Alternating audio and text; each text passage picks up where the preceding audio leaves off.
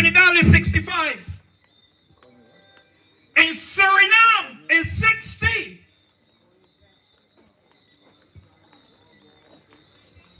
And this is a concern because in Barbados it's 67. And chances are that it will go to 68. This is going to be a concern for us. Not only all the people like myself, because I can tell you, I was waiting to get to 65 to get my pension. But when I was approaching 65, I skipped to 67.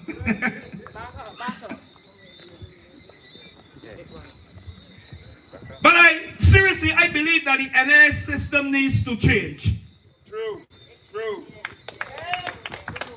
I want to say it again. I believe that the NIS system needs reform. It needs to change. Not only the retirement age, but the whole system itself. Retirement should be the greatest achievement for a person who has worked hard and long and do their part in building this nation. They should retire comfortably. I think that some people believe that old people is a burden to them. But look at me, I'm getting old, I'm like wine. So $1,016 a month, which is $254 a week. That can't pay water and electricity. And then on groceries. So I believe that that pension should increase. I believe that NIS on the reform and on the new national party, that will increase.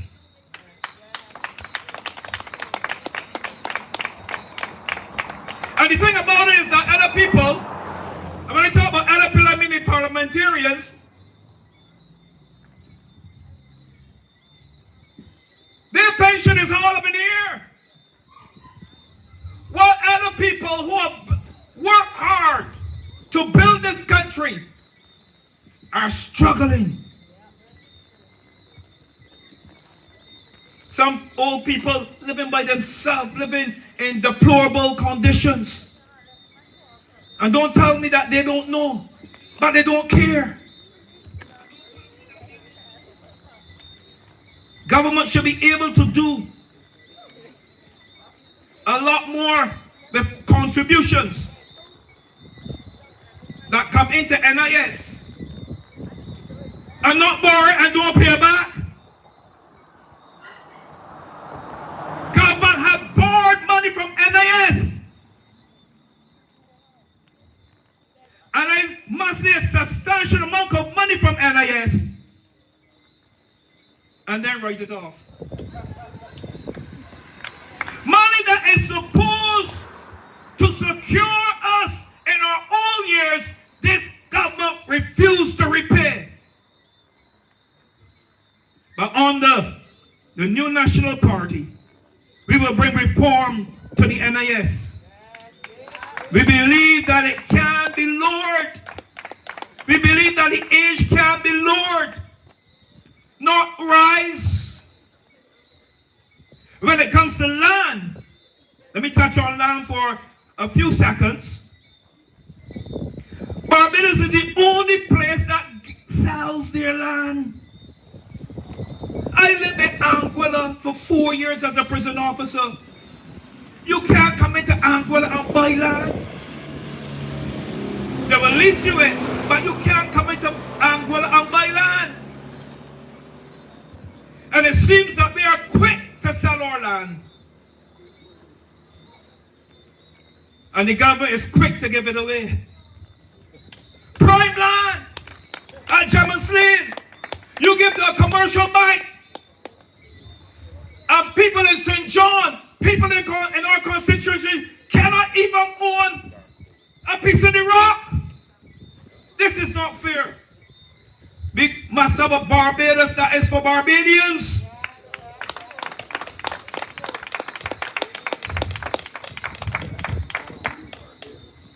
Land should be able to pass down from generation to generation. I believe that generational wealth must be a part of our culture. And I believe that is what the new National Party is going to implement. So St. John, you have a gem in Kimar Stewart. I don't even know how old he is, but I know he's younger than my children. But you have a gem. He has to be the next representative in St. John. I don't believe none of the other candidates that want to run in St. John is able to stand and represent Barbados like this young man, Kimar Stewart. That is why when people tell him to put up or shut up, he comes with evidence.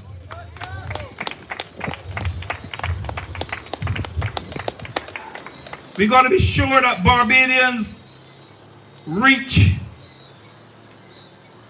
a good life for our children and our children's children. We got to have a Barbadians where people can speak their minds, freedom of speech, without being shut up, without being manipulated. We got to make sure, and I'm sure that on the new National Party, we will see a Barbados where we can go to the supermarket and come out like we used to do with bags. We got tax here and tax there. And we can talk about sewage tax. All kinds of taxes. But you know why we have to have all these taxes? Because you're borrowing, and it has to be paid back. And you know who have to pay it back? Our children and our children's children. We gotta wake up, Barbados.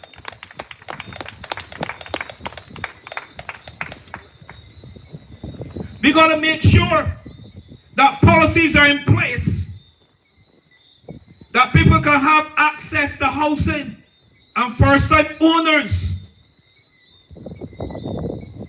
We have to make sure there's a reduction in water and electricity bills. Under the new National Party, we will make sure that the workers of Barbados is represented to the best of our abilities.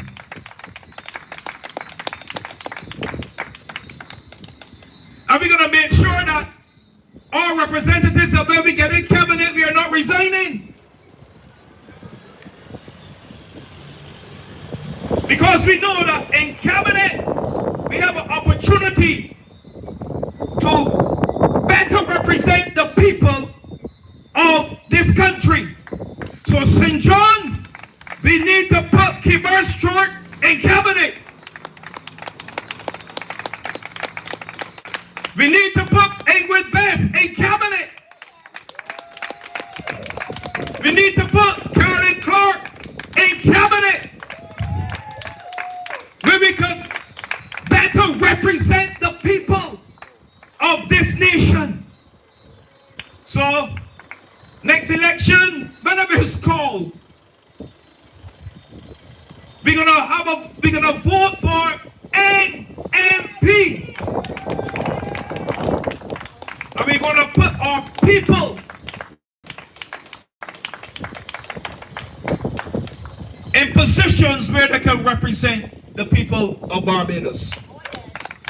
You might call me a prophet, but I prophesy. that more people are going to join this party, because this party is a party of righteousness. This party is a party of transparency. This party is a party of integrity. Our yes is yes and our no is no. And we are going to have people in cabinet, people in positions. I prophesy it. People in positions that will represent the people of Barbados. And I'm not even worried about St. John, because I know St. John has a done deal. St. John is a done deal. I like my moderator, but moderator, I want to tell something that the only great Charles Griffith I know was a fast bowler. This one's a dead boy. So people, come out and support this party. The new national party, where you will find people, God-fearing people, people of integrity, people that comes to represent the people of Barbados. And as I said before, and I'll say now as I close, people that love God, people that love people, and people that love this country, Barbados. And there's no way that you can love this country, Barbados, and see what is happening in Barbados and keep your mouth closed. I always say to the church, you are the light of the world. And as the light of the world, you have a voice. You can't hide yourself under a bushel, but you have to place yourself on the lampstand so you can bring light to the people. We are the salt of the earth. And if we lose our influence, we will be what? Good for nothing, just to be trampled under the feet of men. We are not going to be trampled under this present PLP.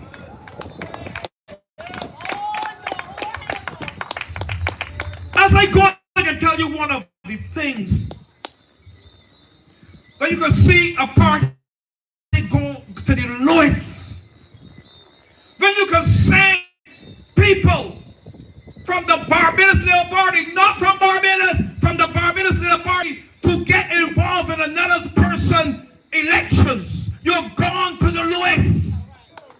And I heard an article with a mom on the St. Vincent that said, I had the greatest respect for Mia Motley, but not now. Not now, after you could send people into another person's country. What do here when elections call? So we go upon our P's and Q's, we got to watch out for this evil acts, or these evil acts that people, these lengths that people will go to just to stay in power. St. John, I thank you. Thank you for the opportunity to share with you. God bless and have a good night.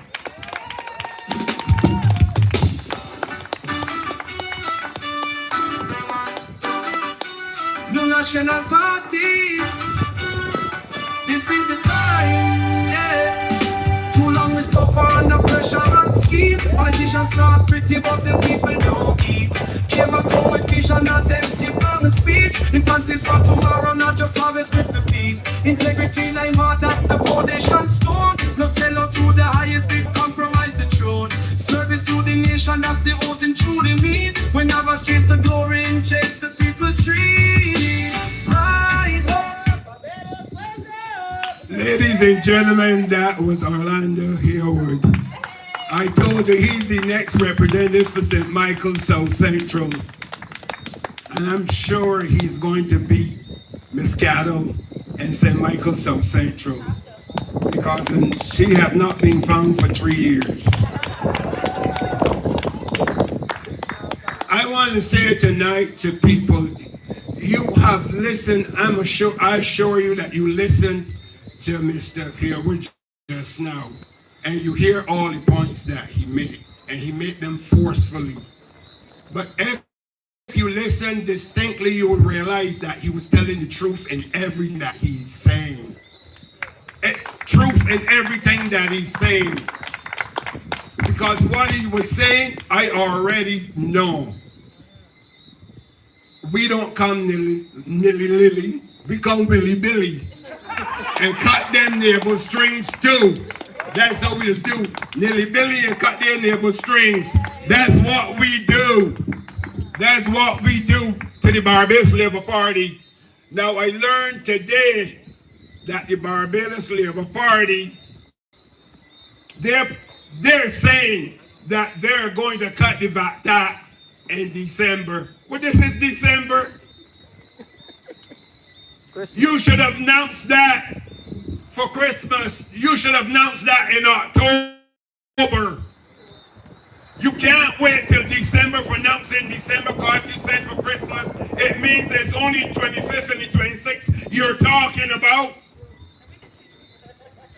So I don't understand everything they're coming up with now, because on Keemar store is down the box.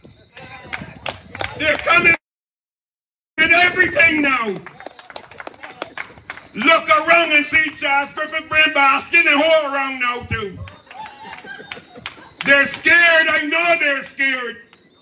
Only 2 weeks ago, the Prime Minister was sitting in Parshland on the block with Abraham. And I'm like, people going home, there's so much things going on in this country. Why would the Prime Minister come in Parshland and sit at 10 o'clock, 11 o'clock on the block? Was she waiting for talk to people to tell them what?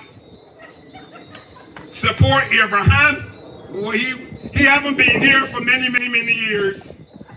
So I don't understand what it is they're doing. But they're running scared. Keemar got them on the run.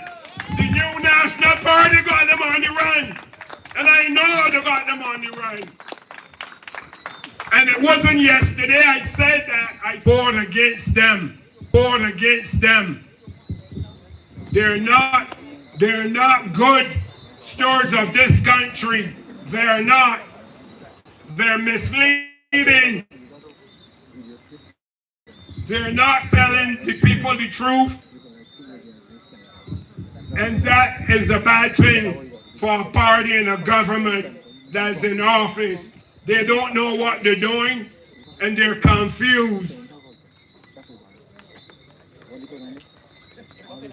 Here in St. John, you have a representative or two that doesn't do anything in St. John.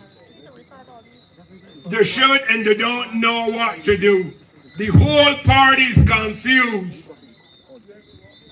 And I look at it, 29 lawyers in the Barbados Labour Party, and none of them can make a good decision. They can't make a good decision.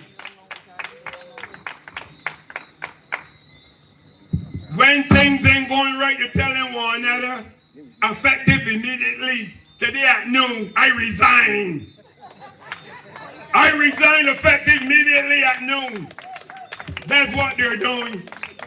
But they just ain't leaving without. They just ain't leaving without. 60 million. They just ain't leaving without. There's a song called 84. Or you can play the 60 walks for me. That's the song they're playing.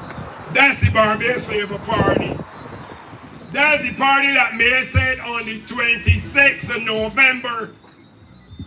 Why would you get rid of us with them when they can't even talk to one another face to face?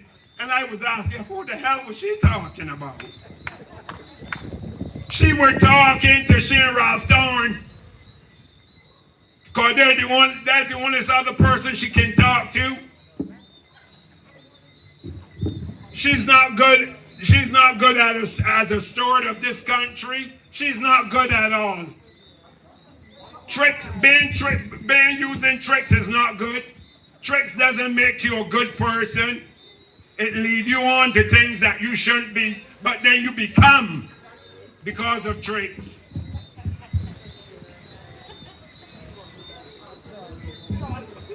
Tonight, I have even greater news tonight. We have a fantastic young lady to present to you. I have the honor in presenting the fantastic young lady and next member And the next parliamentary representative for St. Michael East, Miss Caroline Clark. Ladies and gentlemen, welcome Miss Caroline Clark.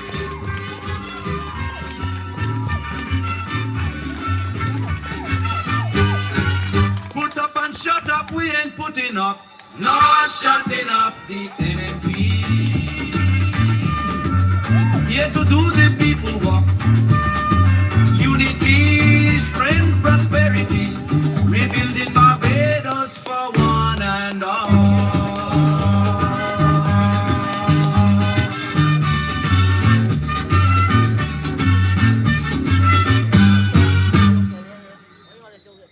Good night, St.John.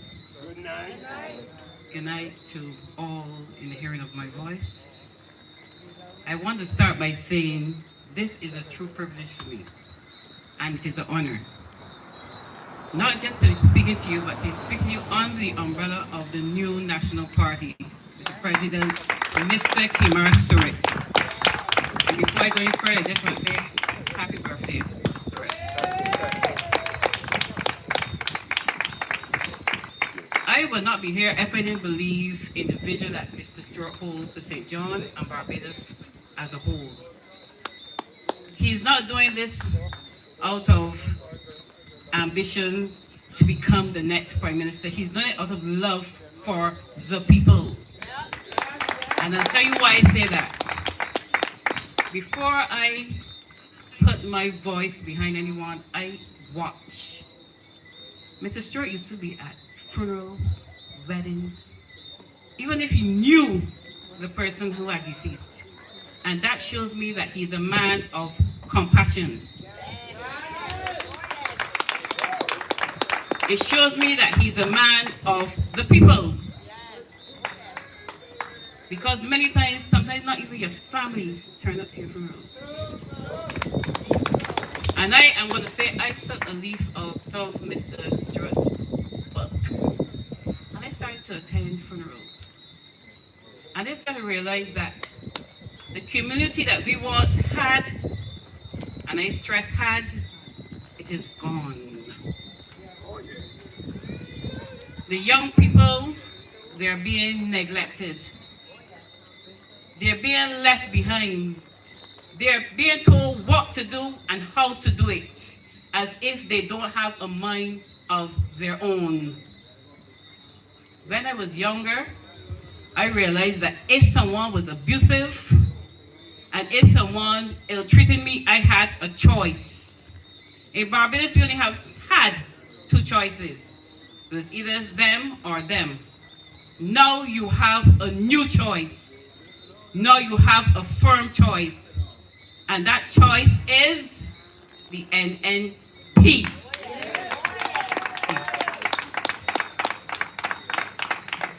I can say with all sincerity that Mr. Kimar Stewart is one of the most intelligent men I've ever met. He's genuine and he's fair. When I came to Kimar and I told him I wanted to run St. Michael East, we had a private conversation. And he said, I believe in second chances. And that's why I am here tonight, because he has given me a second chance. Tonight, St. John and Barbados, you stand at a crossroad. You stand at a point where you have to decide what your future will look like. Will your future look like Tom Sawyer, where you go hand in basket begging for simple dignity? You have been disrespected. You have been lied to. You have been told time and time again, and I don't want to make this a famous saying, but give me the what and watch what? All right. So after you watch, what have you seen? Nothing. What have you heard? Nothing. What have you received? Nothing. Growing up, I was told a promise is a comfort to a fool. I don't mind playing the fool if I can find out who tricking me. But I am not a fool, and none of y'all tonight in the hearing of my voice are fools. So therefore, make a choice tonight. Make a choice for integrity. Make a choice not just for change, but right change. Make a choice where your voice is heard. Make a choice where your children and your children have an opportunity to own something, to buy something, and leave something behind. If we keep on going begging at the doors and being told when they're begging too much or when they're asking too much, soon for now we can get left behind in Barbados and working for foreigners. And I want to deep into that. So tonight, I want to be brief because this is my first opportunity to speak under the new National Party. And I want you all to keep your ears pricked, correct, to what Mr. Stewart is going to say to you tonight. He's coming with your concerns in his heart. He's coming with your issues on his mind. And if he's anything like me, he ain't sleep good last night. Because all they're thinking about is St. John, St. John, St. John. So if y'all want change and y'all want better, follow the new National Party. Follow us. Join us. Come along with us. Because this is promises. As long as we get the right seats, we can make the changes from these corners for the night. We can make changes in the seats that matter. So help us to make our futures better. I thank you, St. John, and I thank you, my constituents and people here. Thank you.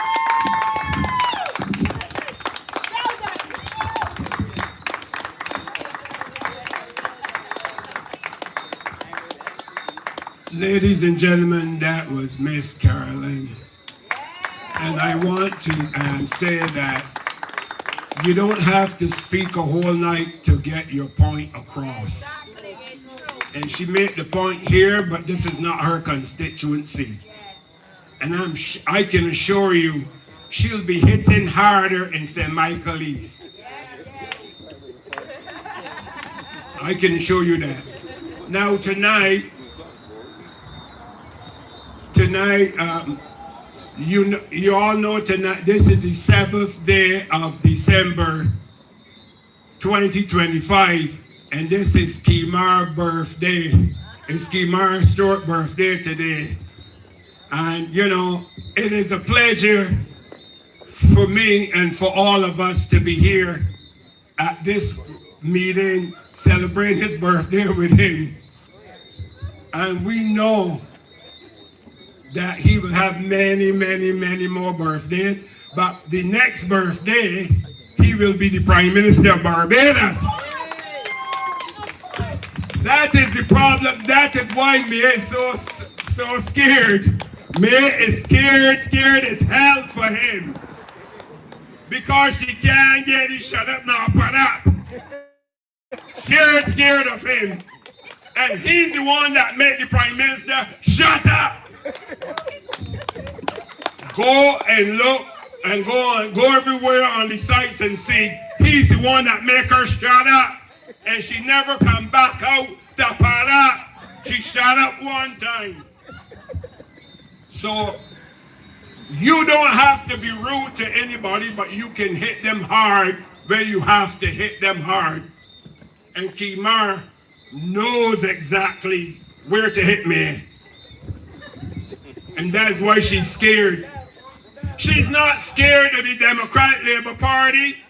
She is not scared of the Democrat Labour Party. Even the representative for Christchurch, he says, I really ain't scared of the Democrat Labour Party cat down there, but I'm scared of Ingrid. I'm scared of Ingrid. She's the one that I'm watching. This new National Party got some of the Barbados Labour Party and the Democrat Labour Party candidates on the run. Believe me when I tell you, I am all over the country and everywhere, and I know, and listening to everything, and I know they're damn scared. They're scared. And you know what? They saw a young, intelligent man and young. They know that young people like intelligent young people that can guide them in the right way. Kimar has ideas and he has policies preparing for young people. And they know because they knew when Owen Arthur came to office and took up power in this country, he was much younger and a lot of young people are behind him too. But may know her days is getting up there, and there's a young man, and she can't tally with him. And she's going to lose a lot of seats. Not by the Democrat Labour Party, but by this young man. That's a challenge for the Barbados Labour Party. He is a challenge for the Barbados Labour Party. And I know that. And like I always said, I'm open and honest about it. If the candidates work and stay in the fields, they're going to come home victorious whenever the election calls. No third term for this Barbados Labour Party, because I heard the leader complaining on TV already.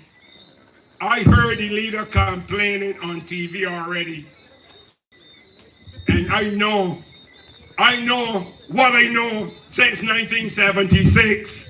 She is scared. And National Party and its candidates, the fight must continue, because we must be victorious whenever the bell rings. Tonight, my friends, I want to introduce the leader and president of this party. Okay, I'm sorry. Let me introduce the next parliamentary representative for Christchurch East. I want to say this, and he know because she done his job for him in Christchurch East. And we're going to make sure that he's defeated in Christchurch East. My friends, let me introduce Miss Ingrid Best, the next representative for Christchurch East, will speak to you tonight. And you will hear a dynamic speaker. And bear in mind, this is her first time as a candidate, not as a speaker tonight, but as a candidate in any political party. And you will hear her, and you will think that she's been here for a long time. Miss Ingrid Best. Building a better society. For one and all votes. NNP.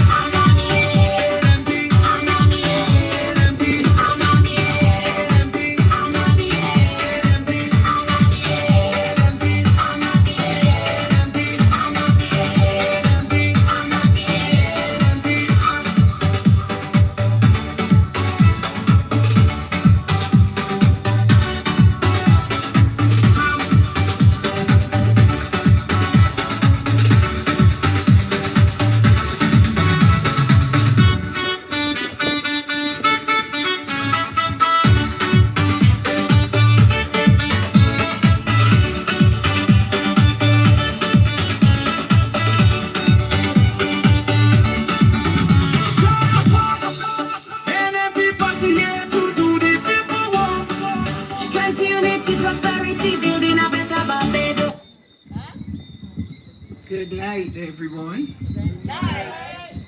Good night, St. John. Good night. It is truly a joy to be here tonight on Kimar Strode's birthday. Happy birthday, Kimar. St. John, I'm here tonight to ask you a few questions.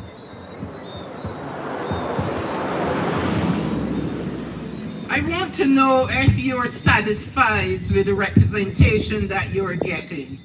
No! I also want to ask you, have you seen Mr. Charles Griffith?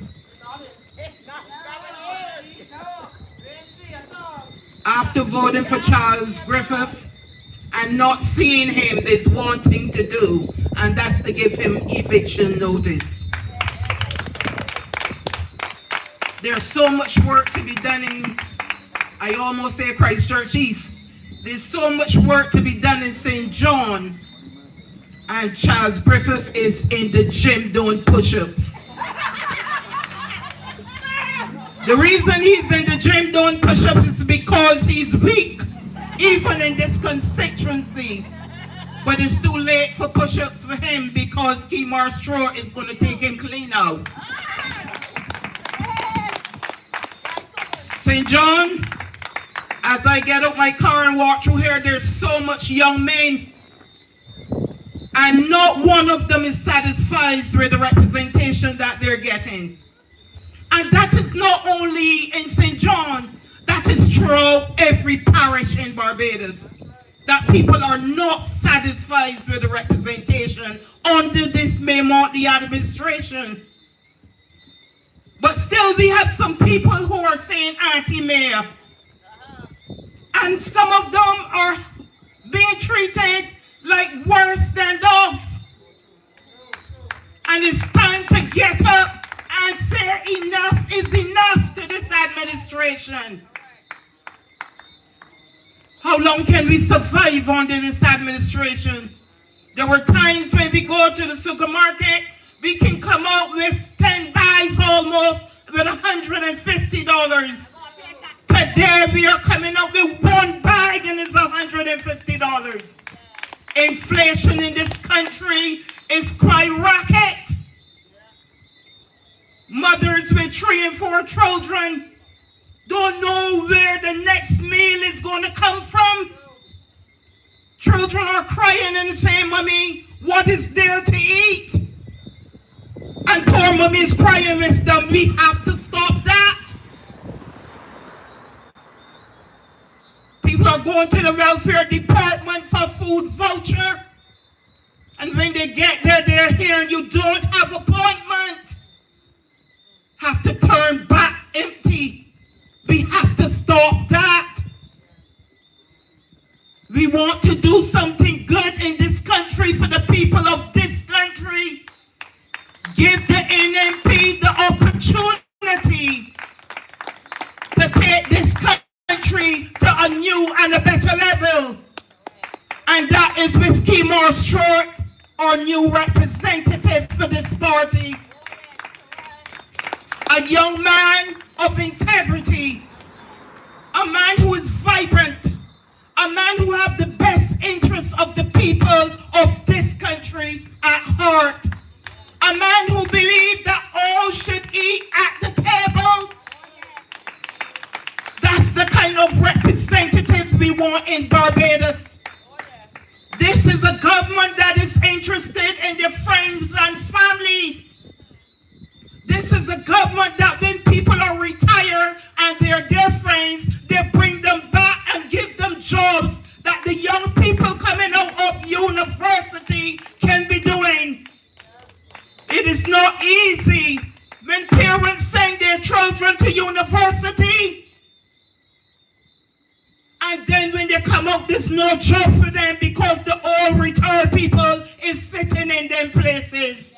We must stop that. We must let May and her administration go out of office. This is not only for St. John, this is for Barbados. Because in every parish in Barbados, people are suffering. And there are some people, I must tell you tonight, they're suffering in silence. And it's time to stop suffering in silence. People cannot afford to pay their water bills.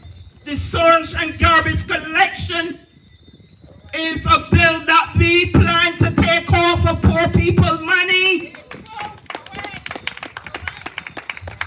It is wrong.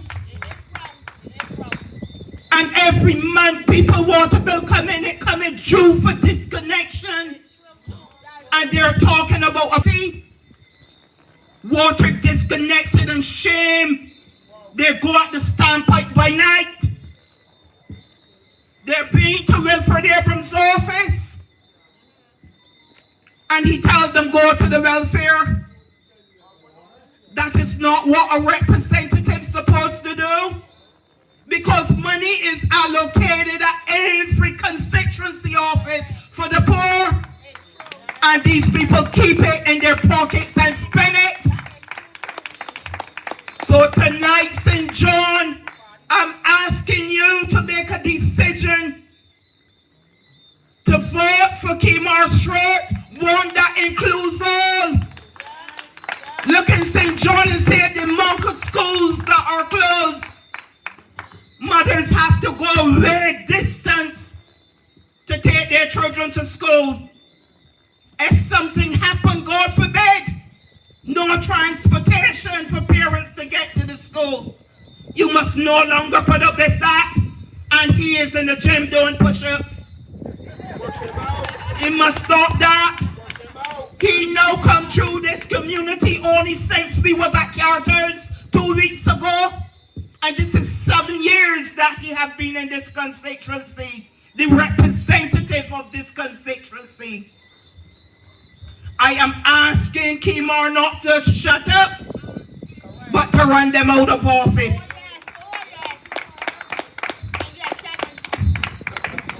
Tonight to the people of St. John, you must not stay home, you must go and vote. Because if you don't go and vote, you give Charles another chance. You must get up, young people, elderly, and vote. Don't give them another chance. 30 seats is too much for any government, especially a government that don't consider the poor, a government that don't consider the underprivileged, a government that don't consider the needy. How can we keep a government like that? Barbados have more poor people in it than it have rich people. So we have to do something to help one another. We are not going to be like Maimoni to say, give us the vote and watch us. We are going to say, give us the vote and let us work together. Because there's a lot of work to be done in this constituency. For every one of us to talk about the roads, we would be talking forever and ever. This government have borrowed billions of dollars to fix the roads, and there's not one good road in Barbados. Not one good road to travel on. I wonder sometimes how they feel coming at people's houses and knocking on their doors and begging them for a vote. All I can say is that they're shameless. After treating the Barbadians like they're garbage, we must get Charles out of this constituency. And St. John, we must not elect Ralph Thorne. We must not elect him. He abandoned Christchurch South. He leaves there without telling the people he is going to St. John. He will do the very same here. And Ralph Thorne is not interested in anybody in Barbados. It is time for Ralph Thorne to go home with a pension, and that is all he's concerned about. As the opposition leader, he's going to get a pension. He cares nothing about the people of Barbados. They don't care. They care about what the country can do for them, not what they can do for the country. We must stop Ralph Thorne. He's not committed to no place he goes. He's not a people's person. That's a man that believes within himself that he's the only gift for God, that God has sent here. Do not listen to Ralph Thorne's quoting scriptures. God, even the devil knows them.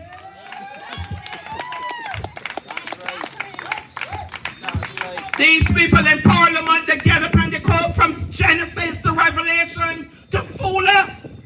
But we know that the devil knows them and they tremble.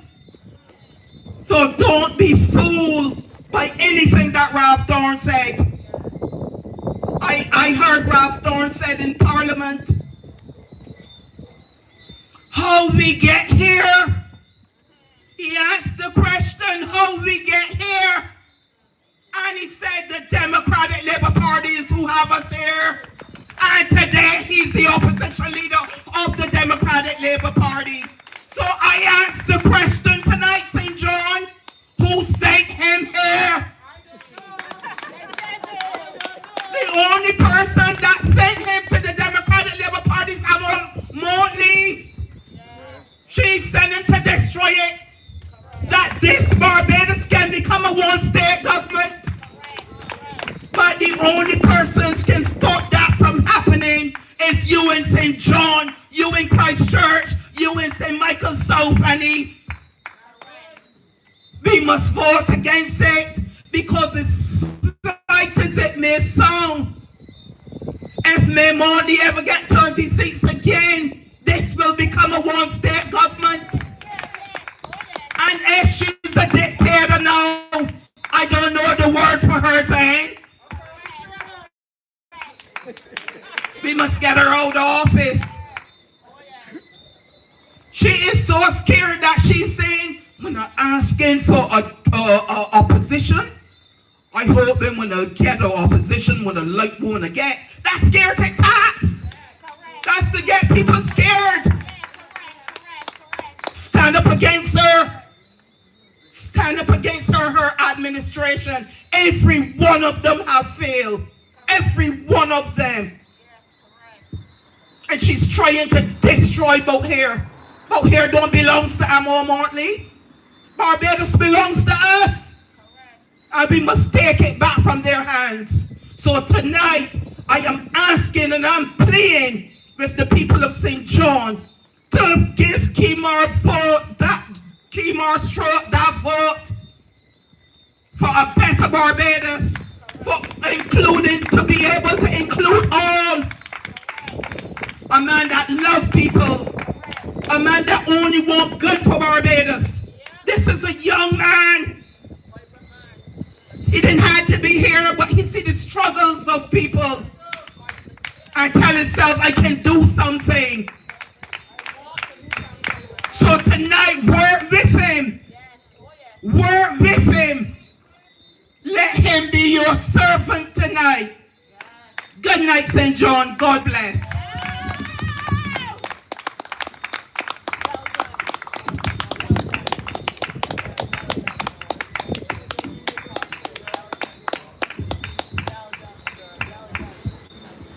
I hate to tell you, I told you so. I told you so. I sit there and I feel the shakes and trembles of the ground here in St. John. And St. John tonight, in this short space of time, is moving in a different direction. People getting to know the truth and to hearing the truth from the new National Party. We tell you the truth all the time.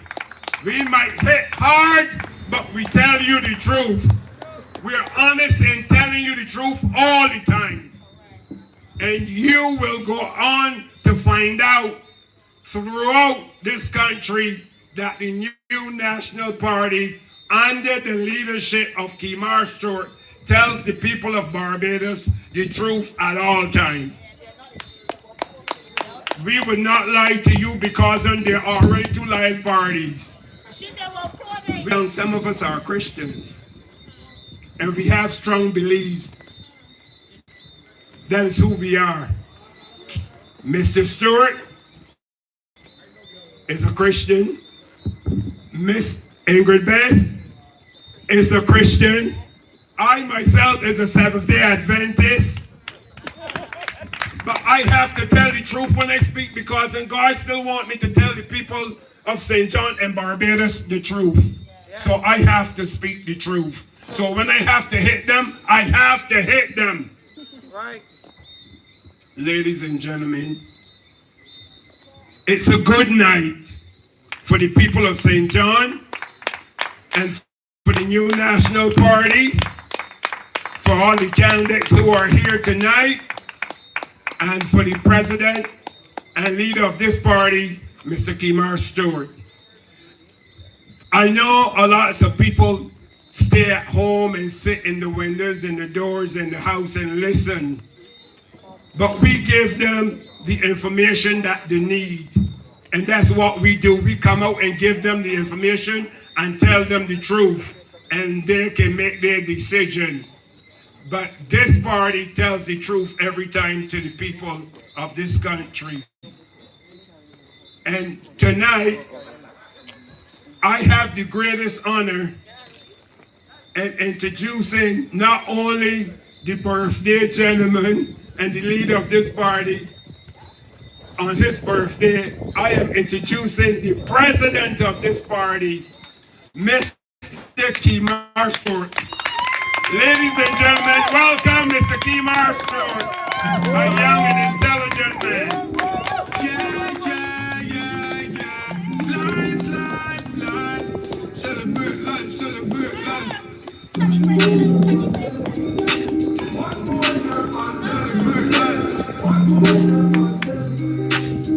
Yeah. Happy birthday, I'm a friend. One more year, pandem. Go on a vibe, give thanks for life. Next year we doing it again, yeah. Happy birthday, I'm a friend. One more year, pandem. More life to you, come with day till the end. Real from me, I no pretend. Big birthday, bash. If I ever when they come, big splash. Give thanks for my life, oh gosh. Watch it, they make me go deep in the stash. Drink and smoke, so we're first. Turn up the sound box. Girl, them a bubble to the max. Everything well, cool and relax. So we send out the location. They a pass back. We a pop champagne non-stop, yeah. Happy birthday, I'm a friend. One more year, pandem. Go on a vibe, give thanks for life. Next year we're doing it again, yeah. Happy birthday, I'm a friend. One more year, pandem. Yeah. More life to you, come with day till the end. Real from me, I no pretend. Yeah, still I live, so we love in life. It's another year, so we all rejoice. Dear family around, we not paranoid. Gratitude is a must, so make we build a vibe. Yeah, the most I prayer we no go without. If I'm negative, me tell you love without. Heart clean with health and strength, when you are worried about. Why the most I blessing you? Yeah, happy birthday, I'm a friend. Yeah, one more year, pandem. Yeah, go on a vibe, give thanks for life. Next year we doing it again, yeah. Happy birthday, I'm a friend. One more year, pandem. More life to you, come with day till the end. Real from me, I no pretend. One more trip round the sun, oh yeah. And we give thanks for now. Yay. Thank you. We have one more song to play before we, jump into tonight. I like this one. No, no, son, not party for we. Kim on it, Stuart for we. St.John for we. Ingrid for we. St.John for we. Set my God for we. Orlando for we. Caroline for we.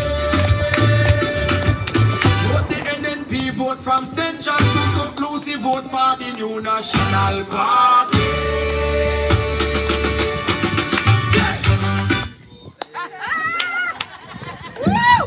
Yes, thank you. And good night to everyone in the hearing of my voice. Good night to the people of St. John. Good night to the members and the supporters of the new National Party. Good night to the police officers. Good night to the shop proprietor and all of the gentlemen listening. And good night to the people of Edgecliff, Huddleston, and St. John. Very glad to be here.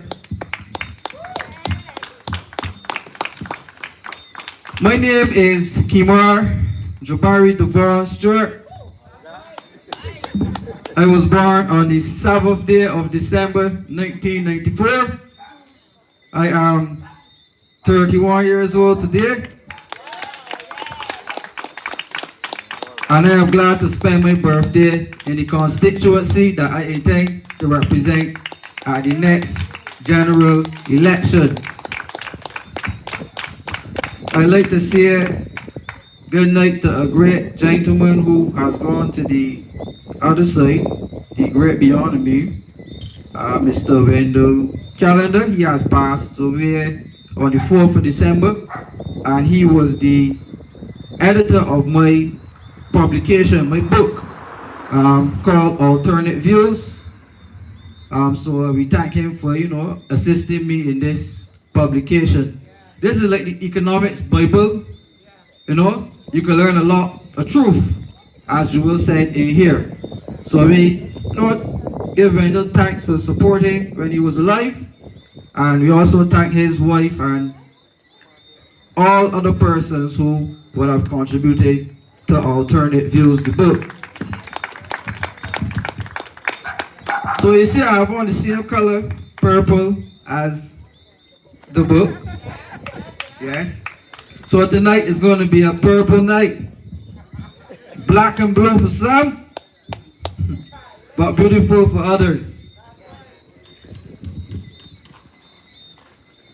I want to express gratitude to the people of St. John who have been supporting Kemar Stewart since we started this journey of coming to the constituency and checking about the people's affairs. We started St. John immediately after 2022 officially, but in the lead up to that, we were always doing things to help the people of St. John. When the people's water was off, Kemar Stewart was in St. John with water.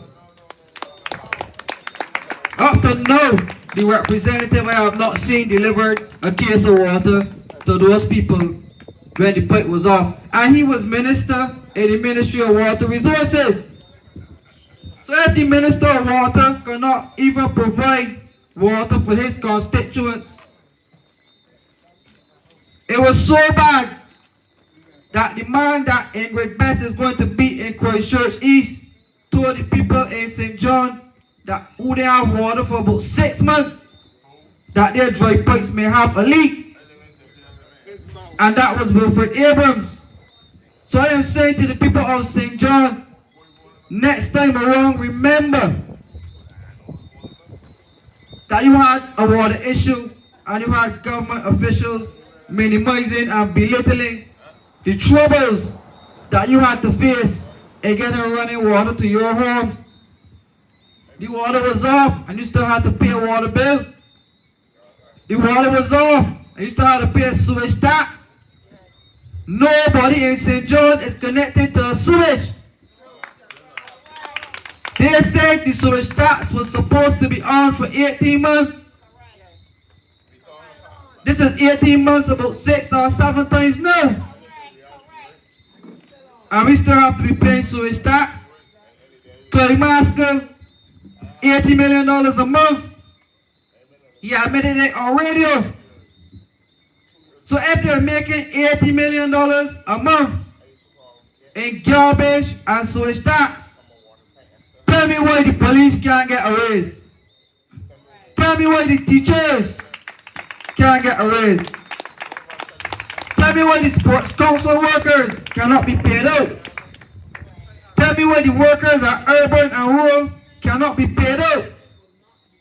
Tell me why the workers at CBC were struggling to get severance packages if they're making $80 million a month. Tell me why the people in St. Lucie are still having water problems with $80 million a month. That is because the garbage and sewage tax is a pilfer tax. It's a thief tax, thieving tax. Because it was admitted by the former general manager of Water Authority, Keith Roy Halliday, that they were spending the garbage and sewage tax how they felt like.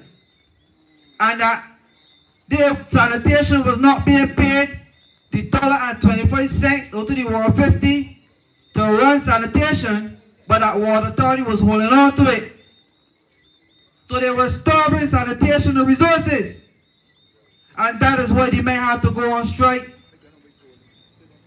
That is why we are struggling with garbage collection at this point. Even though they say to us that the garbage and sewage tax would allow us to buy trucks to improve garbage collection has not improved in Barbados. In fact, 4 of our 8 newly purchased garbage trucks, 4 of them were sent to Jamaica. So in times of need, Barbados is always a humanitarian. But in one instance, where Barbados was a humanitarian, and we did not benefit, was during COVID, when those ships docked in Barbados and destroyed the coral reef. I know the same ships don't want to come to Barbados. They're avoiding Barbados. So I am saying to you, the people, that there's a preference for international affairs and there's no preference for your local affairs. There's no preference for managing the affairs of the people in St. John. There's no preference for managing the affairs of the people in Edgecliff. There's no preference for managing the affairs in Christchurch East. There's no preference for managing the affairs of St. Michael South Central. There's no preference for managing the affairs of St. Michael East, St. Lucie, Christchurch East Central. So you need to elect members of parliament who have your best interest in mind and in heart. Give them the opportunity that they may act on your behalf and not act on behalf of international rulers and modern day colonizers. Everything in Barbados from the dead beginning was done for the international friends of Barbados. And they left out the locals from the beginning. But I want to ask a question tonight about commitment. What kind of commitment do our elected officials show to the people of this country? What kind of commitment do they show to the people of Barbados? Joshua 22 says, reports that Joshua appealed to the departing tribes to remain faithful to the Lord, and then he blessed them. So how would our relationship with our elected officials, how can it be transformed? How can it be changed to have officials who believe that Barbados is for Barbadians first? Just check it out.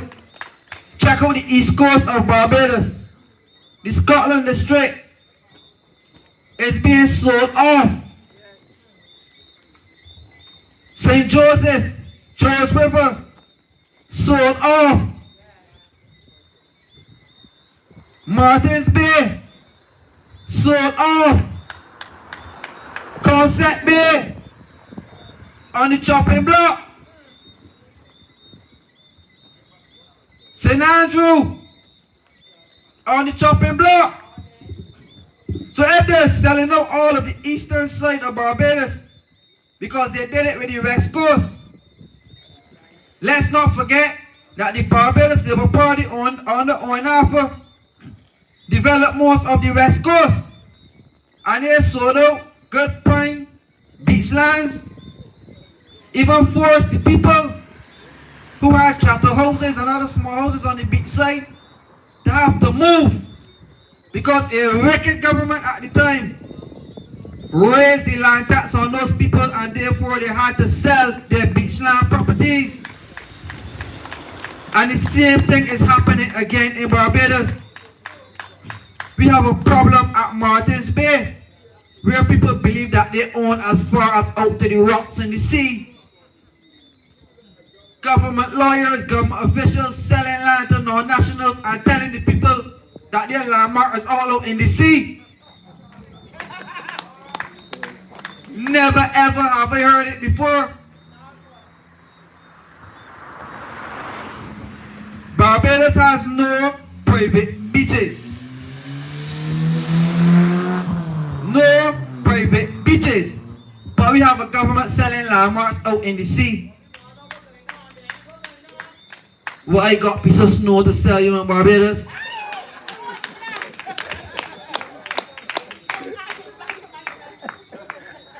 So they're selling sea. Because ain't gonna be enough land left for them no more. We got land thieves on one side and a big land thief on the next side. You had a man who they said is the most crooked and thieving politician. I know they brought him across. He was the Minister of Housing. The Public Accounts Committee showed how many corrupt things he did. But still know he's being brought to us as a savior. And they're talking about making him Attorney General of Barbados. He was a member of the last decade. Interesting times ahead. So every single one of the land thieves, land swappers, and I use that term land swapper because in this constituency, St. John, when they asked the representative of Christchurch South, who's abandoning the people in Christchurch to come to St. John, the Deputy Prime Minister Santia Bashaw put up a report showing more land theft and land swapping from the man who now wants to come into St. John. He never answered those allegations, and I would dare say facts about land stealing and land swapping. They say build houses, and when you visit the property, no house, no land, but the money gone. I am telling the people in St. John, if you let him in here, kiss your land goodbye. You'll wake up one day and hear that your land is now being owned by one of his family members. A word to the wise. And I can tell you about the Clico land in St. John.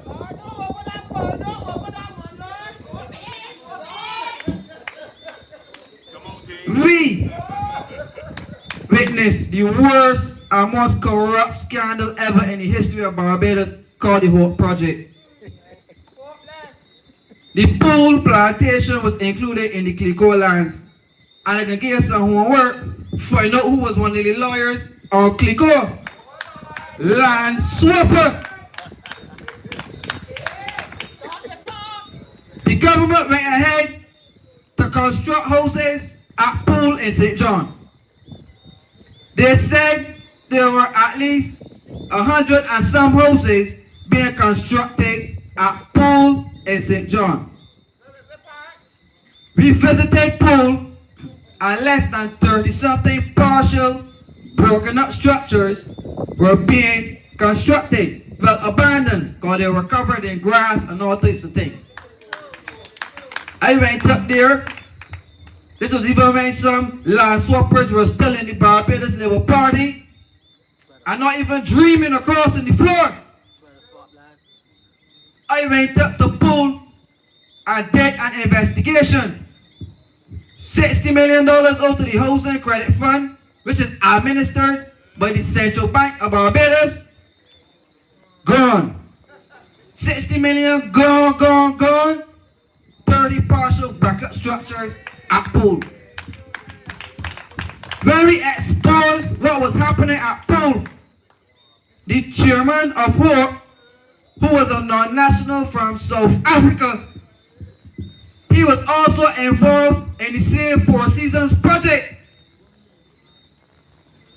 He came in the newspaper and said that the government, although they knew they did not have the permission to build at Pool in St. John, the government went ahead and built on it anyway, knowing that the land still belongs to Clico.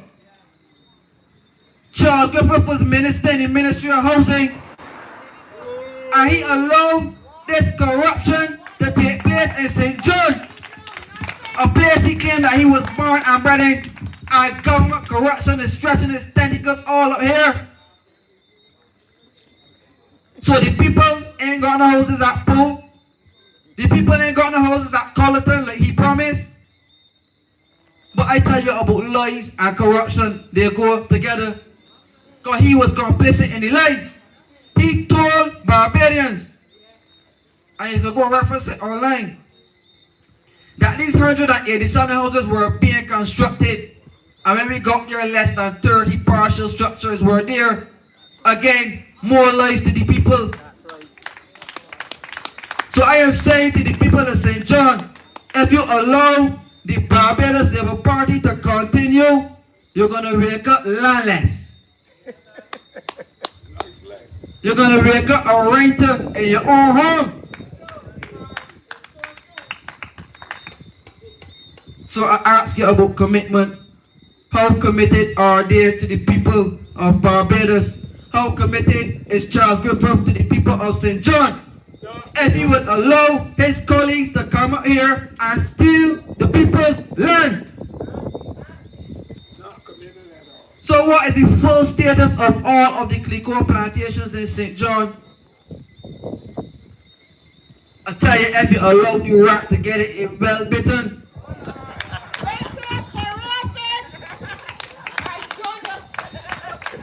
The people of St. John need to come out and vote to protect their lands. You got land thief and land swapper. Pick which one you want.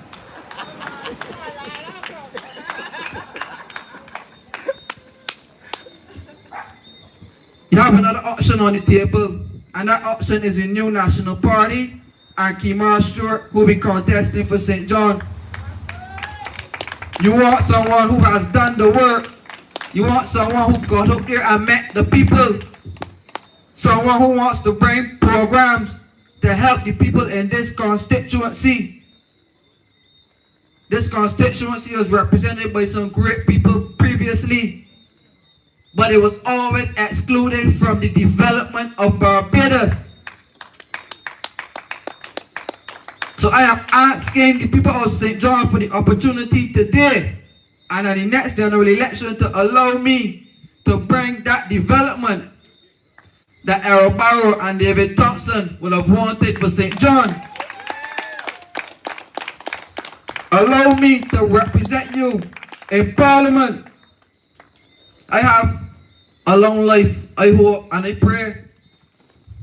I am 31. I got at least 70 something more years on earth. I don't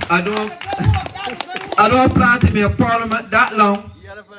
Because you need to know when to go. You need to know when to hang up your boots. You cannot be like the Prime Minister who said that she was doing 2 terms and stepping down. She did 2 terms and is running again. Lies and deception. But she has to run again because she has no clear successor. She has no one that she groomed up to take over leadership, so therefore she has to stay on. And the pressure is coming so quick, so fast, and so hot that a step out to the chair will see a crumbling and a total destruction of the BLP. You have 29 assistants and 1 minister. The Prime Minister had 29 assistants. Ralph Turner wanted to be an assistant, so he left.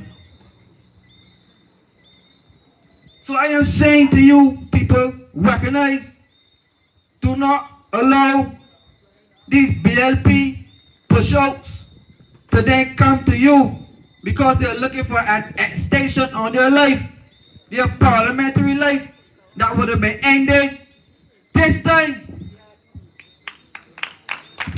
Because the Prime Minister is making sport with these non-workers. She's not making sport with these ministers that ain't working. Hence the reason she has to do all of the work.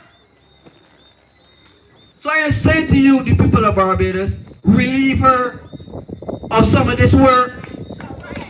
She can't handle it. So take the weight off her shoulders and give the NNP some of the weight we are willing to carry it. We want to pursue an agenda for you, the people. Because while the government continues their international agenda, the internationally wealthy trips all over the world, turning a blind eye to the issues that we face. Barbados is in great need of repair to our structures. The middle class falling out. The lower income groups in Barbados becoming even lower. Everybody pockets hurting.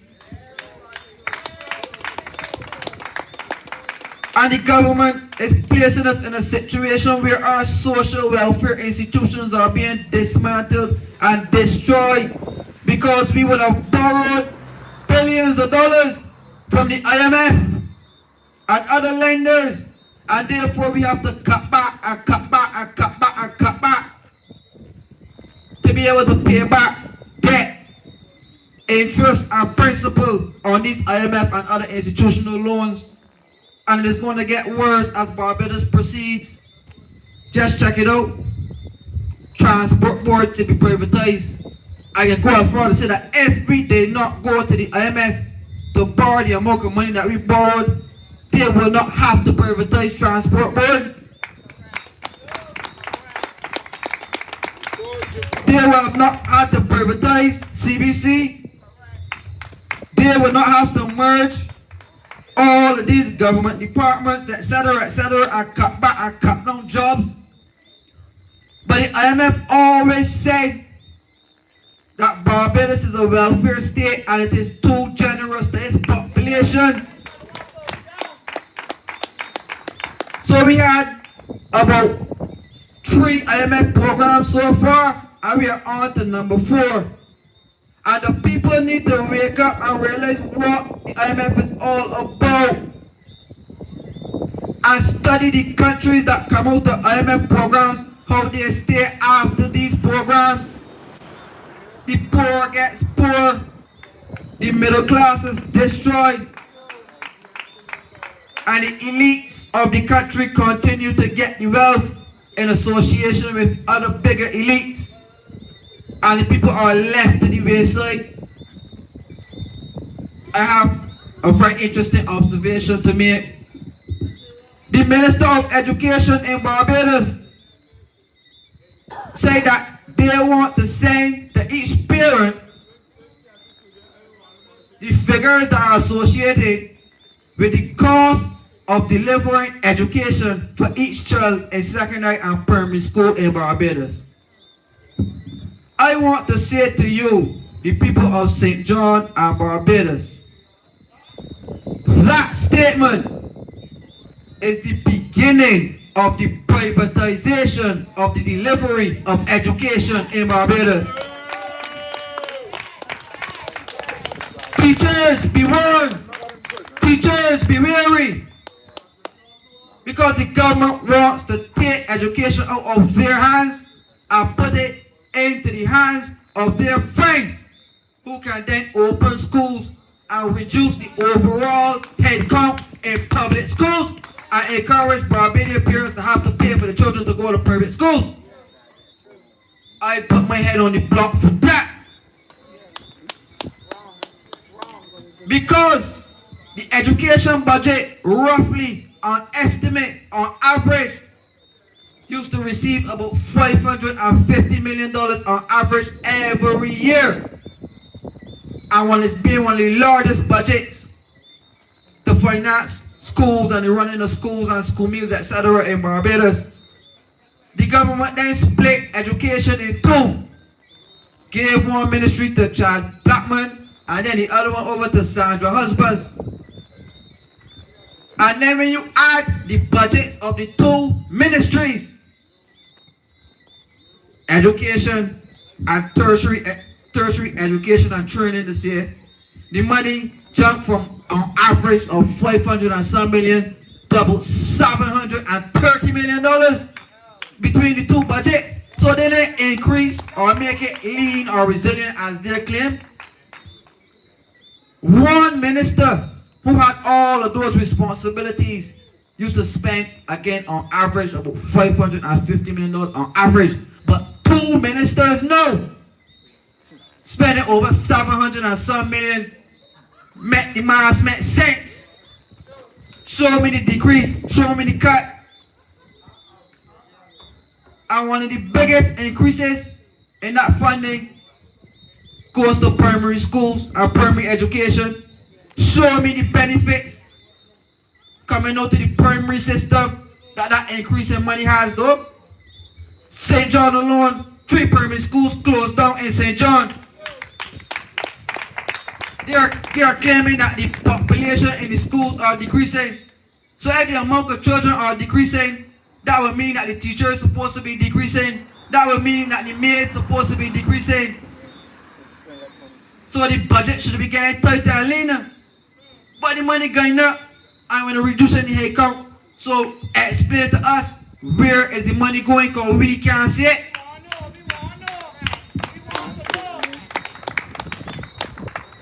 Many parents around St. John and in Edgecliff would love to take their children short there by St. John Primary School. That can't happen. I never heard Charles Griffith stand up to represent for St. John Primary School or the closure of any of these schools for the people up here. No. St. John has the worst bus service. Not one statement from him about the privatization of transport board and the impact it will have on the people living in this constituency. Nothing. Because education and transportation goes hand in hand. But in fact, school children could be facing the possibility of paying bus fares again. Parents, because school children don't work anywhere, parents have to foot that cost. The pensioners may have to foot that cost. And if bus fare at $3.50 is killing the people, imagine bus fare at $5. Imagine bus fare at $7.50. Imagine bus fare at $10, because that is the direction that it is going. Someone said they got 5 children. He don't out for ducks.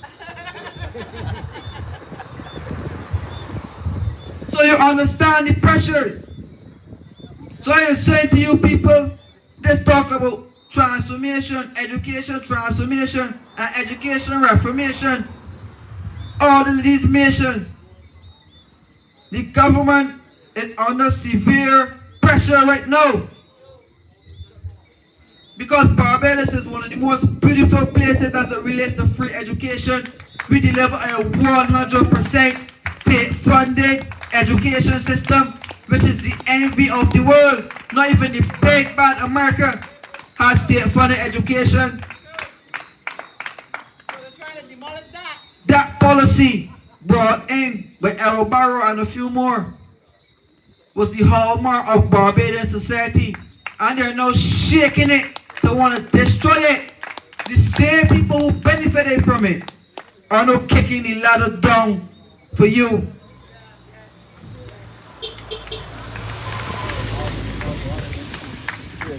I heard Caribbean Prime Minister speak about the fact that they would love to have state-funded education in their countries. Even the IMF came out and said that Barbados has to find another way to fund education. So when Chad Blackman comes out and denies that, you know, they ain't no cost of education, I challenge him on that. I challenge him on that. In Jamaica, education is not free. And Jamaica is a Caribbean country. You heard one of the government officials come out and say they were looking at staggered hours for school. Some come in the morning and some come in the evening, under the disguise of a traffic management system to talking about they were using the staggered hours to tackle traffic. That is a lie. They are using the staggered hours as a way to manage the school system.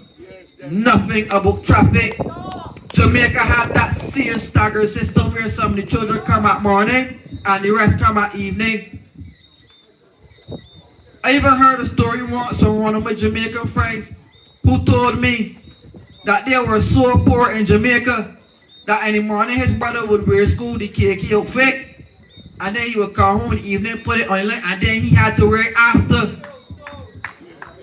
So is this the direction that we are going in Barbados? Because people cannot even afford these school clothes nowadays.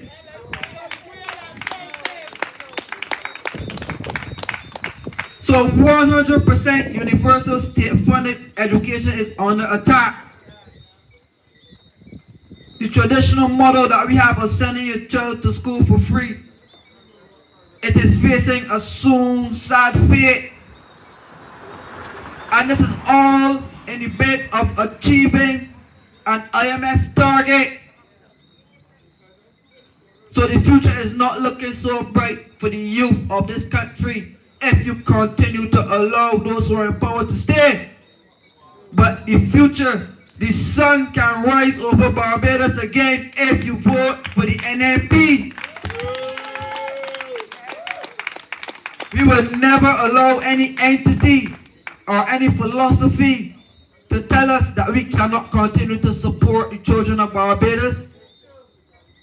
But then again, sit up and pay attention. We sat down and allowed Kay McConney to come to Barbados and say that she would not resign as Minister of Education after she allowed the children of Barbados to go through that nasty experience of having to take that sex survey, asking about their private parts and asking them if they're having sexual feelings towards the same sex. What type of nasty behavior is that?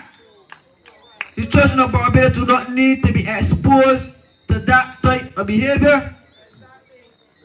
But then again, when you have it in your parliament, it got to trickle down.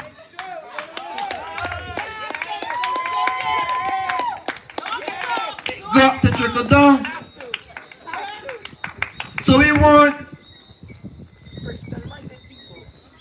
no child molesters, none whatsoever, to be in parliament or to oversee the affairs of the people of Barbados. The children of this country need to be protected, and the NNP is going to ensure that we protect the young people of this country. The youth are the future. So as we proceed, asking you again to keep the children in your prayers and in your thoughts, because education is becoming a totally financial decision. It's based on money and money only. It is based on can we afford it or can't we afford it. The leaders of yesterday had the ideology that regardless of which political side you're on, there are some stakes in the ground about Barbados that you just do not move. And free education for primary and secondary is one of them. But as we proceed with this IMF plan, expenditure cuts to the Ministry of Education will occur. The commercialization of schools via the charging of fees to parents to self-fund the children's education payable per term, similar to what happens in the private schools, is set to be stores in the future. The privatization of the school system by reducing the number of government-owned schools and creating an environment where more privately owned and donor-friendly schools can be built in Barbados. Direct or indirect taxation by an education levy on the wider population of Barbados to fund the required revenues to keep education going is highly possible. And these are things that are staring us in the face, people. Wake up and stop with this 30 love nonsense. 30 love mean that you got to pay for your child's education. 30 love mean that you gotta continue to pay garbage and switch tax. 30 love mean that your pension money can get cut. Pension age going up. 30 love mean you gotta pay more fuel tax. 30 love mean that you ain't got access to house and land because the bank ain't want guarantee on the mortgage. 30 love mean higher cost of living for you. 30 love mean family and friends. But what is in the 30 love for you, the people of Barbados? What is in the 30 love for you, St. John? Just check as to how they treated St. John. We borrowed the most money ever in the history of Barbados. What did they do for St. John? What did Charles do for St. John? Check the state of the roads in St. John. How many houses were built in St. John? We don't even see here in St. John.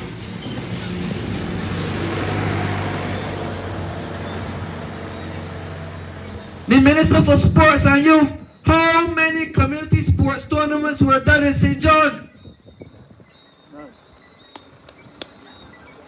But no, the only program they got running in the Ministry of Youth is a program called a block unit, where they're paying people $5,000 to $8,000 to $10,000 to go around to every block in Barbados. Man, well, the police in Barbados don't work for that much. I would love the day in Barbados that we could pay a police constable $5,000 a month. Police can't get it, soldiers can't get it, but you pay people to go all around Barbados to go on a block.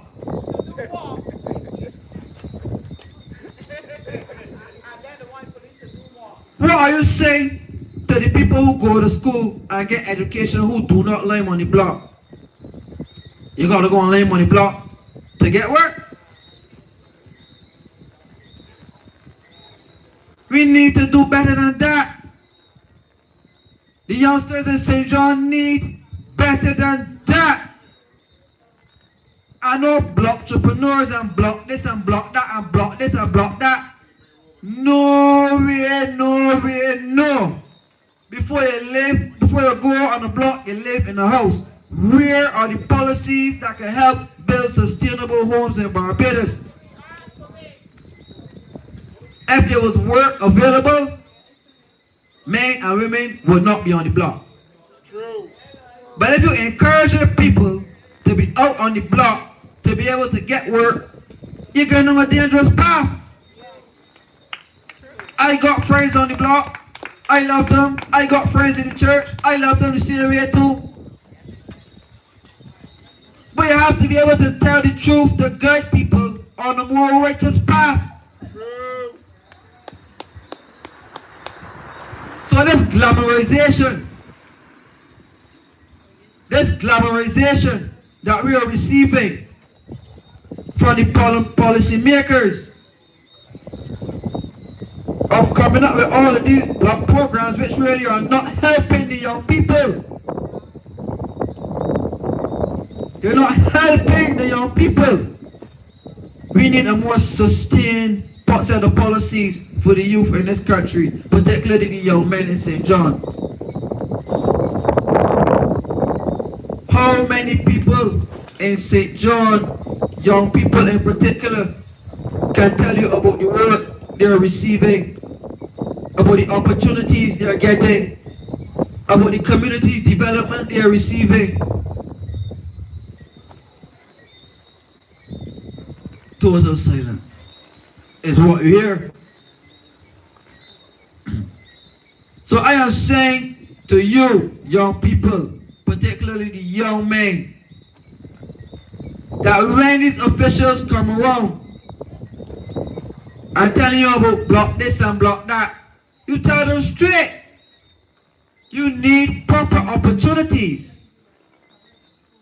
so that you can better yourself and uplift yourself. And nothing is wrong with going on the block after work. Nothing is wrong with it after work. Proper employment and entrepreneurship opportunity. Because some of the best talent in Barbados are on the blocks. But you need policies not to keep them there, but to help them to move on and to uplift themselves and to build families and to increase the population. Because they say that the population is going down.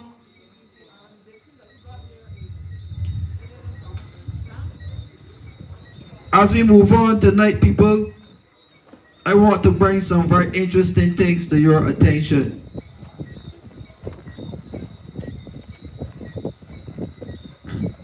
I would have spoken to you about housing, right?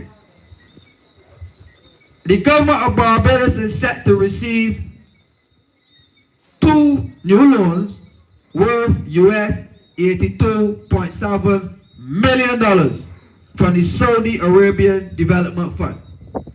And it is saying that this money will go towards 2 major projects: upgrading the polyclinic and primary healthcare infrastructure, and what you call an urban renewal project in water, housing, and infrastructure.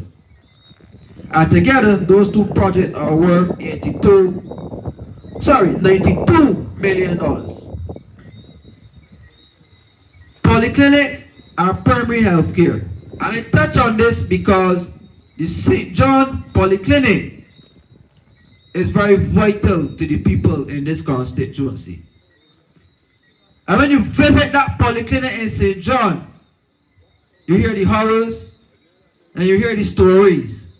You even see it in the newspaper. So under Kemal Stewart, if you had to elect him, some of this same money that's coming from the Saudi Arabian government, Kemal Stewart will be lobbying for some to be put aside to help repairs to the St. John Polyclinic, the David Thompson Social Services Center, because that polyclinic is big enough and it can be expanded to become a mini hospital to service the people in St. John, parts of St. Philip, parts of St. Joseph, St. Thomas, St. Andrew, and even St. Lucie. So I am asking if some of that money from the Saudi Arabia Development Fund that's been put aside for polyclinic upgrades to the healthcare system, if any out of that US $32 million will be going towards the St. John Polyclinic. That is a question that should be asked by Charles Griffith, his colleagues. But he's not the representative for St. John. Kemal Stewart is.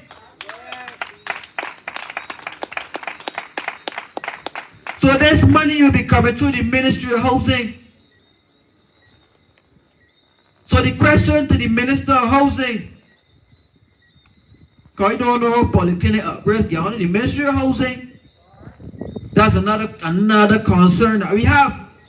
But I am asking the Minister for Housing under this $92 million US from the Saudi Arabian Fund, if the people in St. John and the polyclinic going to benefit from it. If you get put in an ambulance bay up in St. John. These are ideas for development that we need to see coming forward.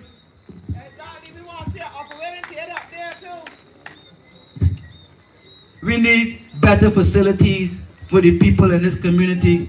And not just the people in this community, the public servants who have to come in to work in this community. They need the assistance. Everywhere is being developed.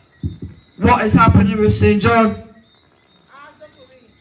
St. John made a choice in 2018 to break an unbeaten record and voted out the Democratic Labour Party from St. John. Voted in the Barbados Labour Party. So now you cannot go back to either or because you tried both. You need to do something new. do something fresh and to vote for Kemar Stewart come the next general election.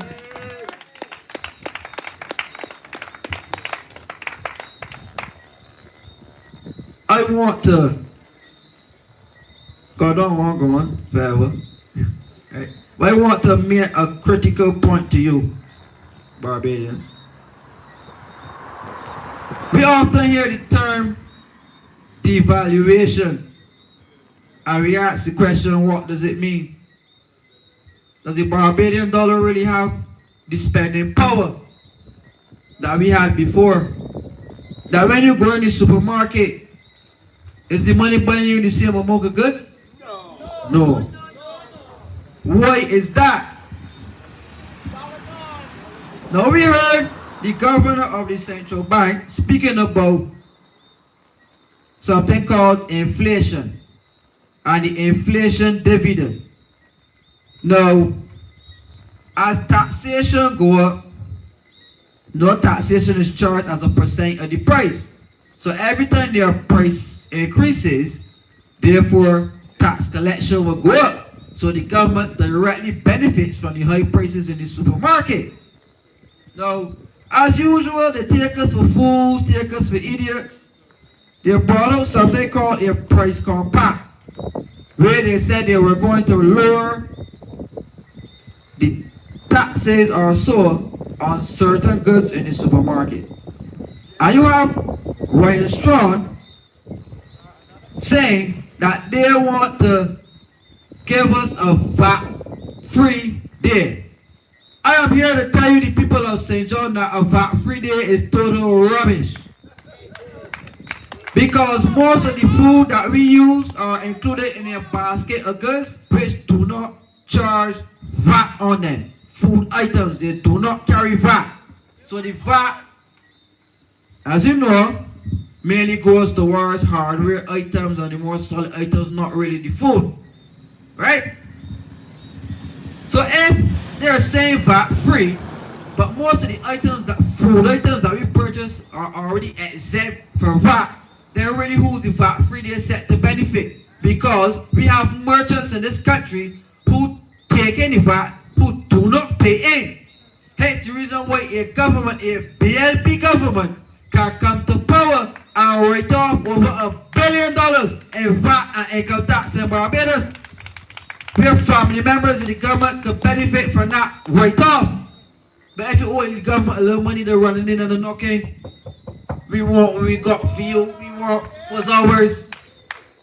They sending lawyer letters. They're running you down. They're foreclosing on your house. They're foreclosing on your car. You can't owe the government a cent. But they can owe you. So the merchants that they're allowed to collect the VAT, keep the VAT for years and not pay it, ask the government to produce the businesses in Barbados right now who owe millions of dollars. Right now there's a company in Barbados that owe over $35 million in VAT. But that company is one of the financiers of the government, so nothing will ever happen there. Ask them to produce it. But if you really wanted to tackle the cost of living in Barbados, it's very simple. There's something called duty-free. Duty-free. So how can a tourist come to Barbados and get duty-free before me? Why you live here? A man or a woman can hop on a plane. As long as he can produce a non-national passport, he can shop in Barbados till he drop duty-free. But me that live here, I got to pay, you got to pay, we got to pay. So if you work to lower the cost and do something for the people of Barbados, Mr. Ryan Strong, and the Barbados Labour Party says you like taking our ideas, take this one. Offer Barbados a duty-free day, where Barbados can shop all around this country duty-free.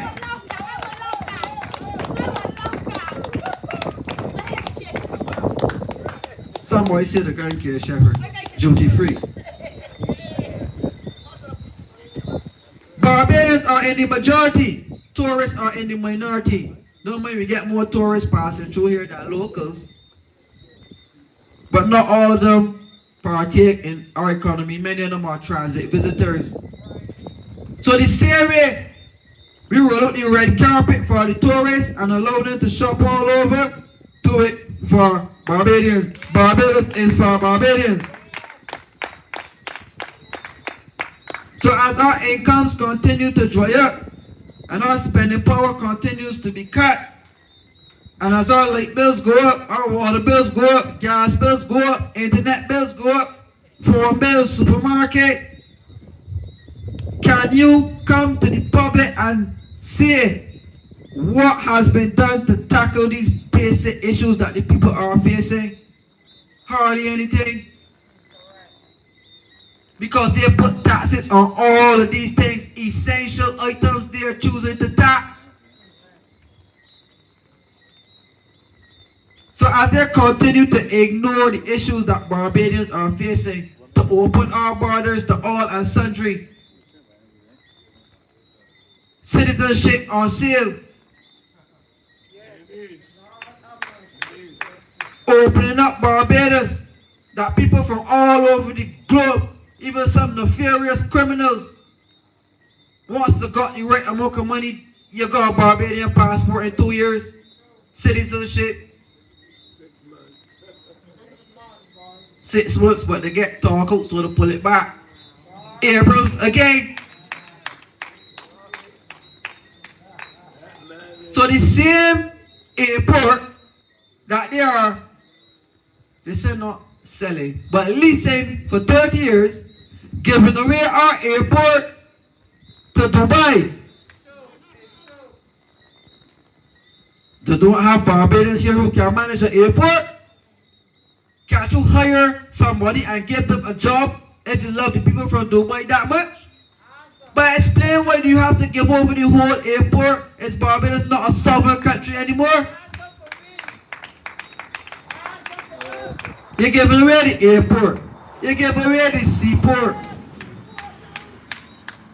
What next?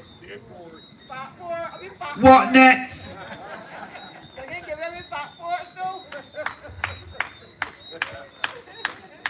I can tell you what's coming next. All types of strange ships and everything gonna start to pull up around Barbados. And when we see people that do not look like us get off those ships and step out in the road and say, look, you can't drive no here, turn around and go back. With foreign flags waving all over Barbados, then we will know. Do not forget that our land is being given away for free down at Gemmett's Lane. Do not forget this CARICOM, sham, freedom of movement. So I am saying to you, the people of St. John, wake up. People are being invited here to take your place. But you can stop it by voting out the representative for St. John and voting Kemar Stewart. Do not vote land swapper or land thief.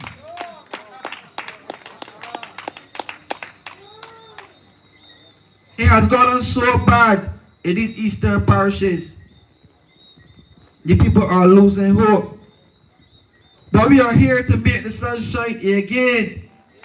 And despite being under IMF rigors, despite being under the rigors of having to pay back all of these international debts, focus must be put on the people of this country who built it to the point that it's at.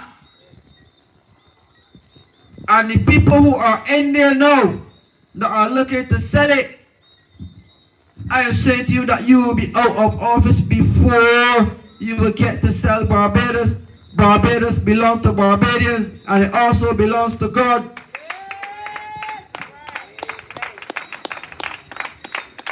This is not a country of the devil. So we have to run Satan out. I say to Satan that we will continue to have free speech. I say to Satan that no wiretapping bill to listen to our personal conversations and to listen to our bedroom business. will scare us. We will talk about you on the phones. We will talk about you in the rum shops. We will talk about you in the salons, in the barber shops. And we will go all over Barbados to encourage the people to vote this government out and to vote for change.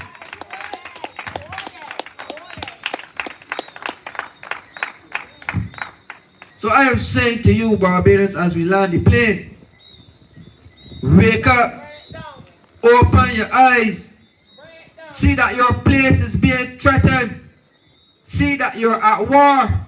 I'm not talking about the ships and the guns and the drug boats. See that war is being waged on you. You're being robbed. You're being taken for granted. You're being taken for a fool. And we are smart people. So wake up, smell the coffee, smell the rat, run it out, run Satan out, run the devil out, and to vote for good new people. Vote for Ingrid Best in Christ Church East. Vote for Orlando Harewood in St. Michael South Central. Vote for Carolyn Clark in St. Michael East. And vote for the other NNP candidates on the ballot. But St. John, a big weight is being placed on your shoulders. A huge weight is being placed on your shoulders. Because you have the opportunity to vote for Kimon Stewart, to allow me to continue to represent you. Regardless of what many people think, this is not a paid opportunity. None of us out here are being paid to do what we do. We are doing it out of our hearts, out of our pockets. We are not taking any money in the background, like land swapper and land thief. Nobody's paying us to destroy a party, and nobody ain't gonna pay us to build a party. It has to be within. It has to be something that you want for the people.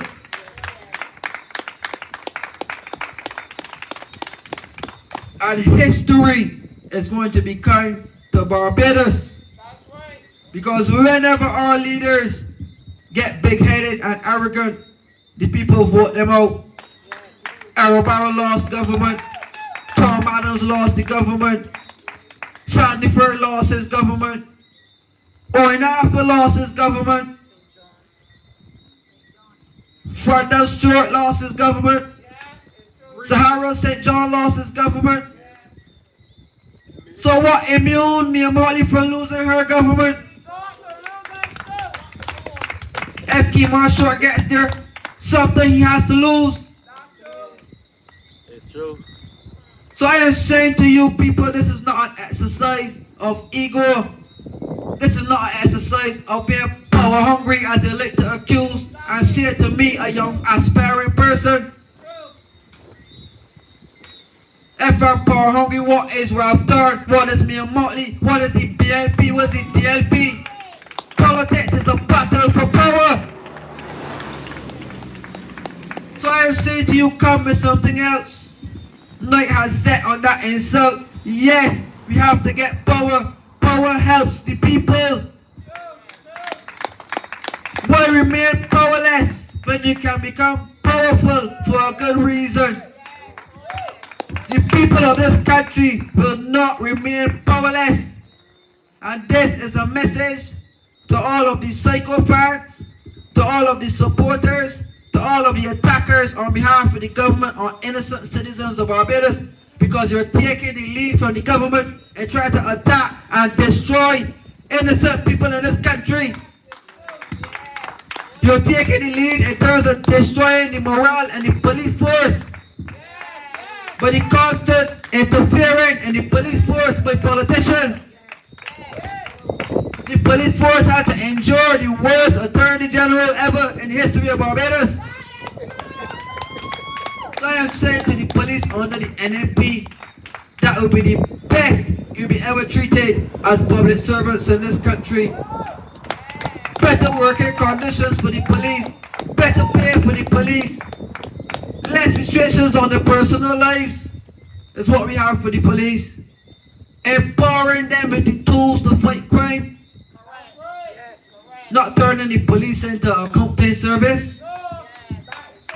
They are there to fight crime. So I am pledging that under NNP government, we will allocate the necessary resources to build that morale up again. We want to build that morale up again with the nurses. We want to get the people in St. John and all across Barbados working again.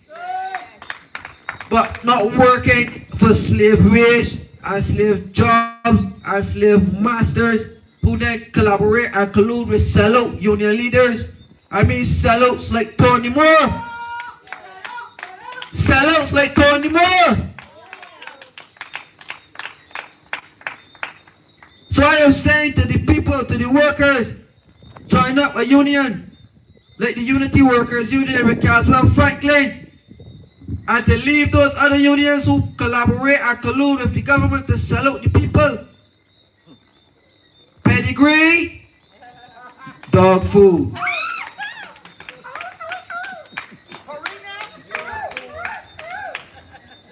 Pedigree, dog food. So I am saying to you people, you don't want the pedigree. Join up the Unity Workers Union and get proper representation. Because a time is coming in this country where a mass of workers will be laid off for all government services and government departments to meet the IMF targets and to downsize the public service. And many people in St. John will be on the byline. Many people in St. John, jobs will be lost.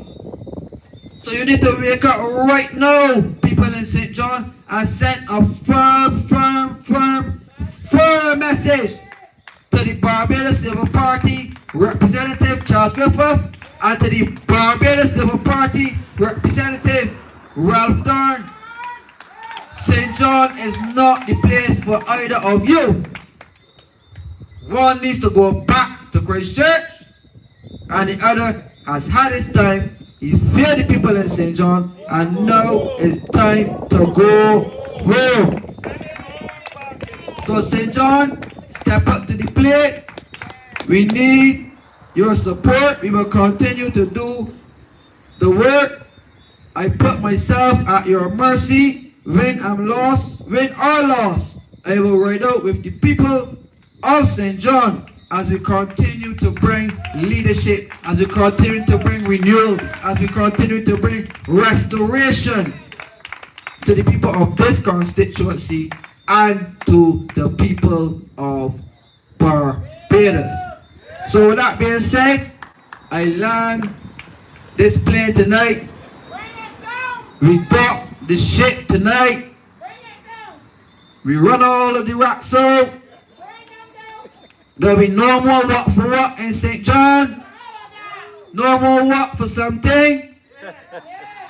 It's just work because you deserve it and you're a good person. So I will continue to enjoy the rest of my birthday. So thank you all for coming out. I would love to see the candidates come forward. Let us come forward and have one last hip hip hooray. Yes, so very love to see the candidates. Very love to see the candidates come forward for one last hip hip hooray hurrah. New National Party for we, Kim on it Stuart for we, Sir John for we, Ingrid for we, Pastor for we, St. Michael for we, Orlando for we, Caroline for we. Vote the NNP, vote from St.John to St. Lucie, vote for the New National Party. Yes. So this is the team that we are beginning to assemble. So I want to personally thank them. He knows the numbers. They can't fool him. He's smarter than me, Motley. She older than him, but he's smarter than her. And that is something people have to understand. She said she is a lawyer, but we know he's an economist. You can be a lawyer all you want, but when you don't know the numbers, you just don't know. And he know the numbers, and he know them better than her, and he know them before her. That's what economists do, study numbers day and night. And that's why I knew Mayor wanted him before, but he's smarter than her and he wouldn't work with her. No. He wouldn't go for her, no. She wanted him to run in the Barbados Labour Party and to be with the Barbados Labour Party, but I know he wouldn't do it. Because he's not going to work with those kind of people in the Barbados Labour Party that can't be honest about anything.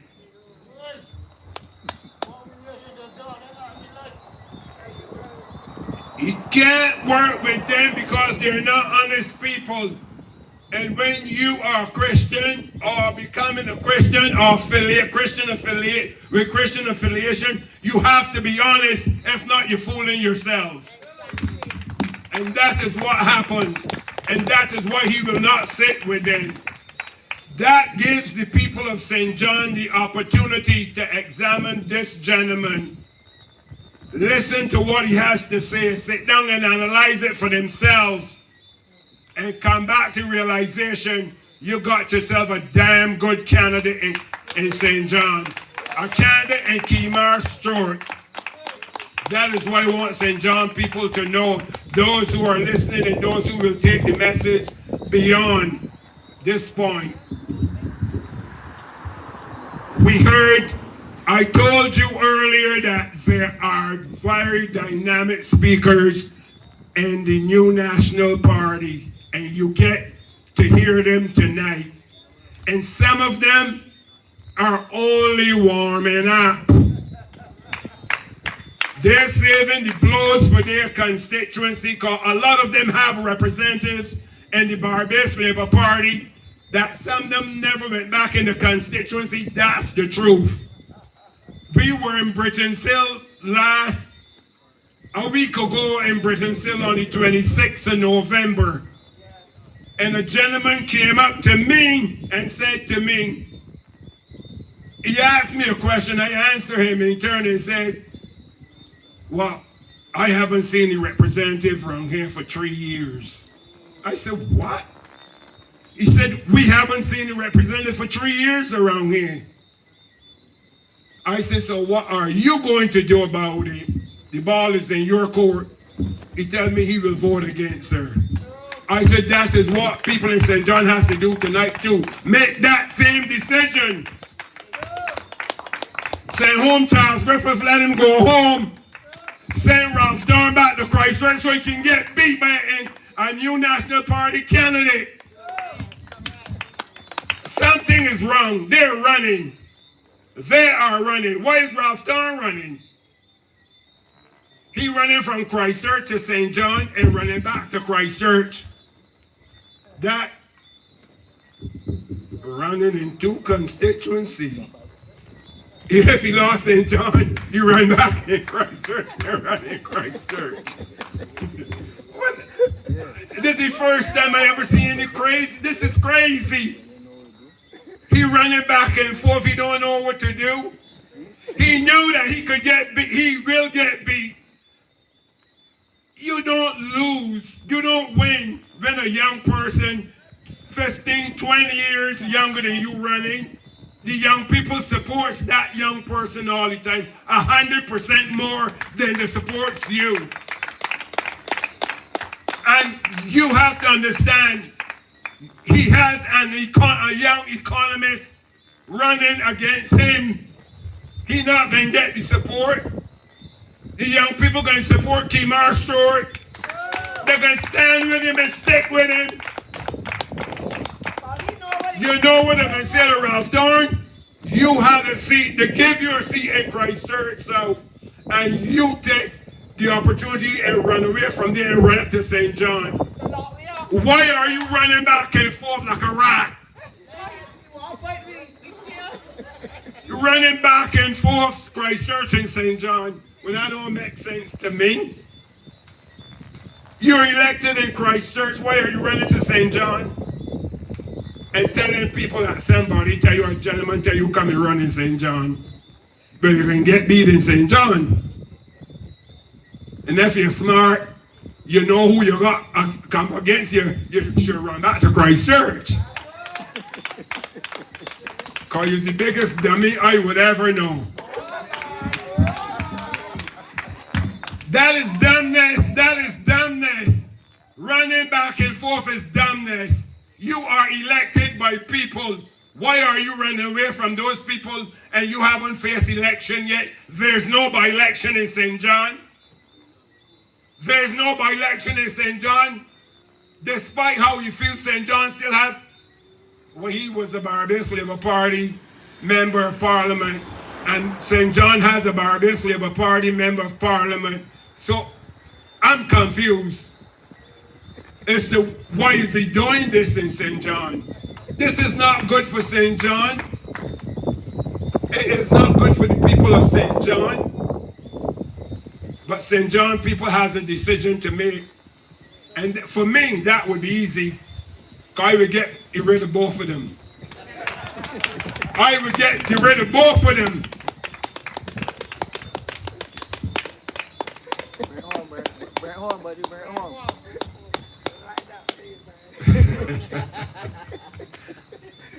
But no, you know, people often don't understand. There's a part of politics that people don't understand.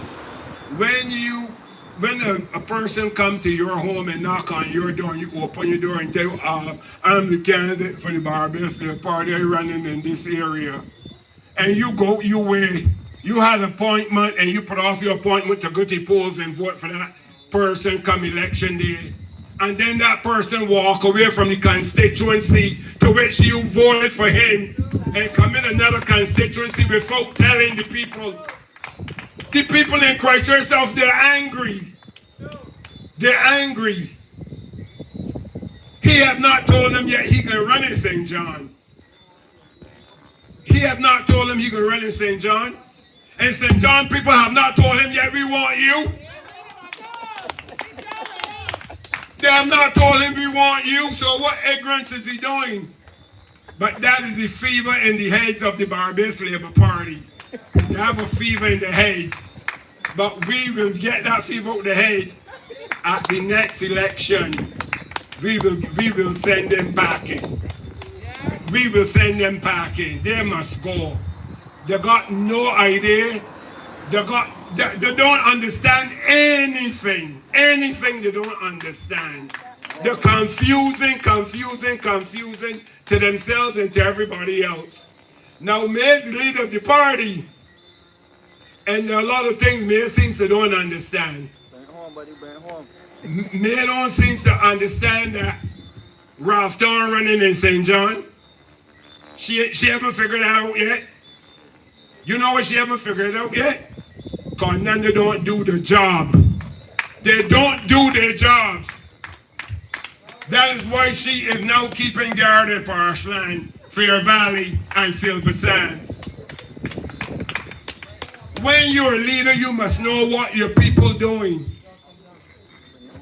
You must know what your people doing, and she don't know what her people doing. But I just tell them tonight, we know what they're doing, and we know what the scores are. They're going home. We're sending them packing. When the bell ring, it will be another government. The new National Party will be the government. It was a good night, ladies and gentlemen, here in St. John, and I hope to have more meetings throughout St. John, because the message is still firm and still strong. Charles Griffith has to go. That's the message. He has to go. He's tired and frustrated and not knowing what to do, so let him go home and rest. Yeah, let him go home and rest. Tonight, I want to thank all those who participate here tonight from different constituencies, and thank all those who came out and listened to us, and we hope to see you in the very near future. And please get home safe tonight. And thank the police officers for being here and protecting us. Good night and happy birthday again to Kemar Stewart, and good night to everyone.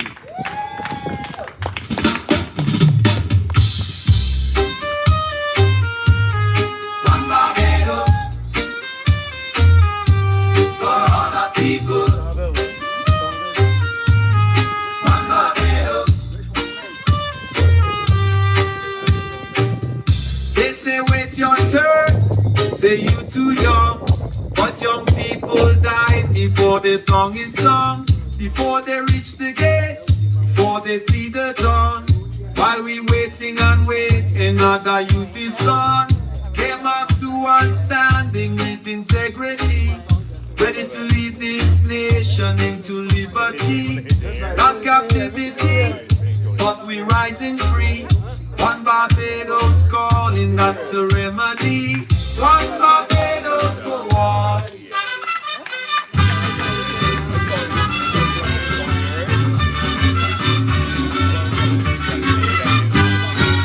Put up and shut up, we ain't putting up. Not shutting up the NNP. Here to do the people work. Unity, strength, prosperity. Rebuilding Barbados for one and all.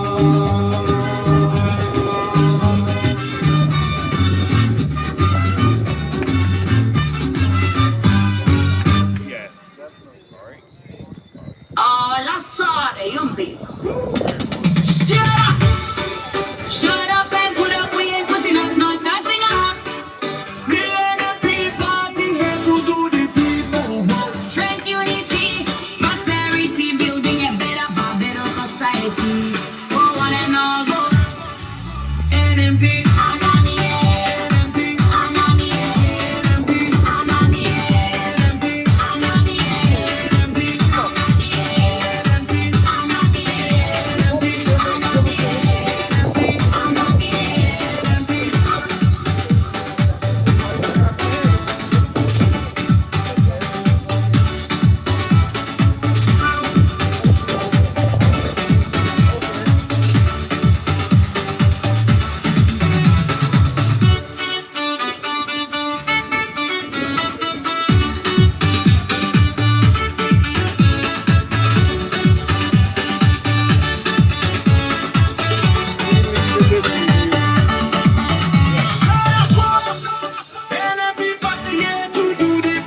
Think that you'll get there and work? Well, I don't have a choice now, because I'm not going to. How do you go get and work? And it doesn't work, then and get the money and do something else.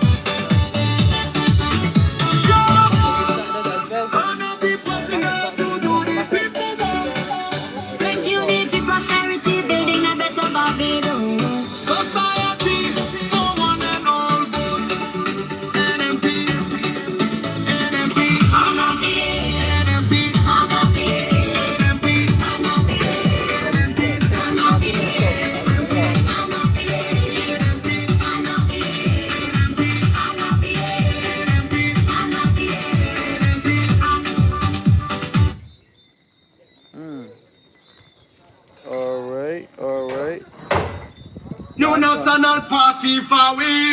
Kim on it Stuart for we. St.John for we. Ingrid for we. Precious for we.